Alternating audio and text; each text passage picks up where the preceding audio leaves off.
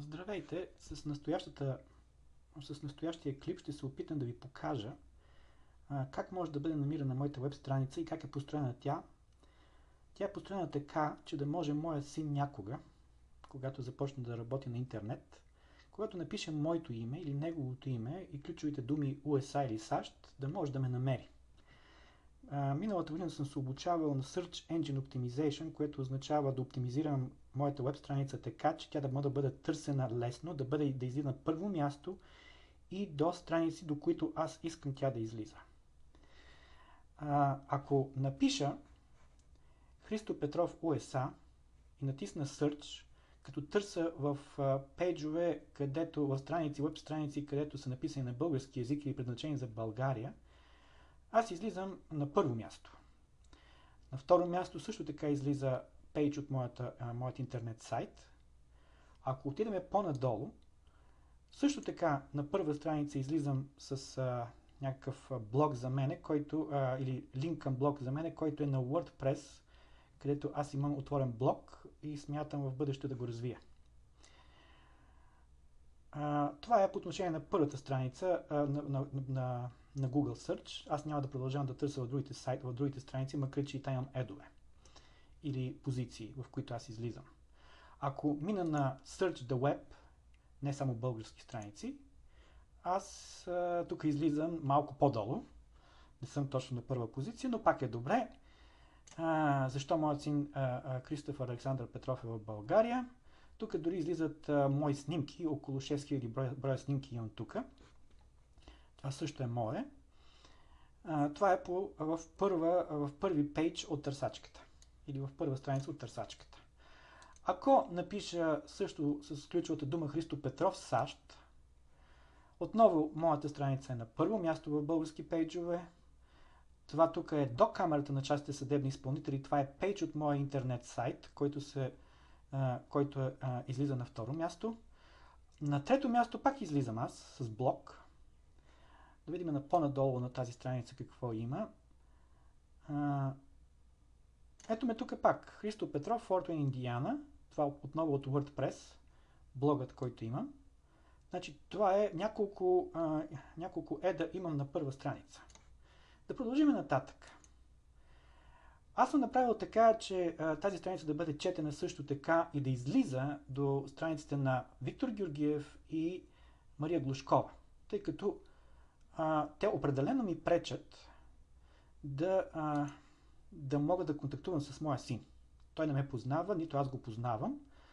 Те не вдигат забраната ми да мога да излизам от България, ако се върна в България, макар че съм си изпълнил всички дългове към всички. И какво се получава? Когато напишете частен съдебен изпълнител Търново, това е сайт на някаква Михова от Свищов, аз излизам на четвърта позиция. Виктор Георгиев, частен съдебен изпълнител, тук пише Христо Петров, да видим по-надолу какво става. Отново излизам с ед от WordPress. Отново, тук това е в WordPress друг ед по връзка с моята професия, но отново може да се достигне до Виктор Георгиев. Тук това е страница на Виктор Георгиев. Той на практика не излиза, като гледам на тази първа страница. Аз излизам с няколко еда. Ако потърсиме с Виктор Георгиев Търново, Виктор Георгиев Търново, частен съдебен изпълнител, аз излизам на първа позиция, на втора позиция. Това е нещо свързано с него. Това също е свързано с него. Христо Петров, отново излизам на първа страница до него. От WordPress отново излизам аз с моя блог. Виктор Георгиев тук излиза и мисля, че неговата страница тук не я виждам. Това е само неговото име и града, в който живее. Аз търся в момента, ще ви направя презентация само за български веб страници. Макар че, ако натисна Search the Web, горе-долу едно и също, аз съм на първа позиция. Това е негова страница, отново аз съм тук. наредени по друг начин, горе-долу същите страници. Ако напиша Виктор Георгиев, частен съдебен изпълнител Търново, преди малко го търсихме това нещо, нека да преминем тогава до Камара на частните съдебни изпълнители. До Камара на частните съдебни изпълнители, това е сайта на Камарата на частните съдебни изпълнители. Тук излиза един мой пейдж от моя интернет сайт до Камарата на частните съдебни изпълнители. Аз излизам на трето място. Аз съм направил там едно оплакване до Комисията по етика на частните съдебни изпълнители, но от тях отговор нямам. Интересното нещо е, че колкото пъти съм се обърнал до Държавния департамент на Съединените щати, което е на практика външно министерство, аз получавам отговор или веднага по имейл, същия ден или след няколко час, може по някой път по-малко от час, най-много чакането ми било 3 дни. Или получавам телефонно обаждане. До момента не съм получил никакво обаждане, нито или пък някакво съобщение от Виктор Георгиев, Мария Глушкова, Камарата на частните съдебни изпълнители, просто пълно мълчание. Аз съм двоен гражданин и питам, коя държава защитава по-добре моите права. Така. Сега да преминем нататъка.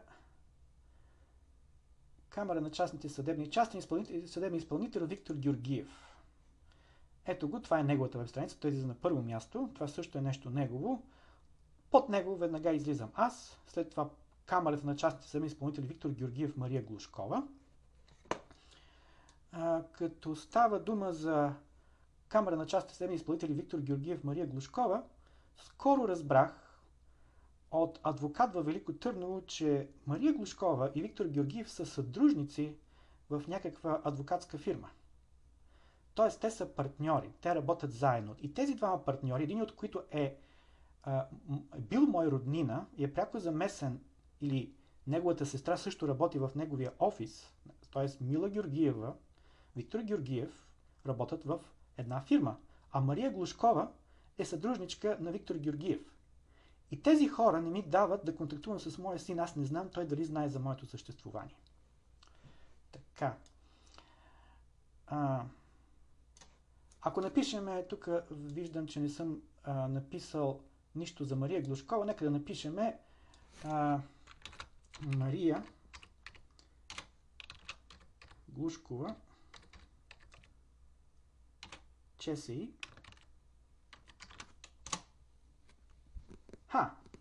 Частен съдебен изпълнител Мария Глушкова, Христо Петров е на първо място, след това излизам с етичния кодекс на Мария Глушкова. Аз искам тя да се отведе, да се откаже от случая във връзка с заведеното дело от Мила Георгиева, но тя не желая да се откаже, макар че ако изслушате разговора, тя казва, изразява готовност да се отзове или да се откаже от случая, но не го прави. Ето тук отново аз излизам с един ед, тук още един, още един, това е всичко на първа страница. Така че моята веб страница до момента се чете от хората, които аз искам да се чете. Това са хора, които търсят частен съдебен изпълнител и искат да намерят някаква информация за тях. Аз съм ги заобиколил от всякъде с моята информация, ако те са решили да намерят информация за тези двамата съдебни изпълнители през интернет. Отговор чакам, или пък поне искам да ме свържат с моя син или да ми дадат телефон, да знам къде той живее. Аз не знам къде живее, не знам дали той е жив, аз не знам как изглежда. Искам тези хора да ми дадат достъп до сина ми. И тогава може би няма да бъда толкова заядлив и да излизам наравно с техните страници. С това ще прекратя моята презентация и се надявам да не съм ви станал досаден.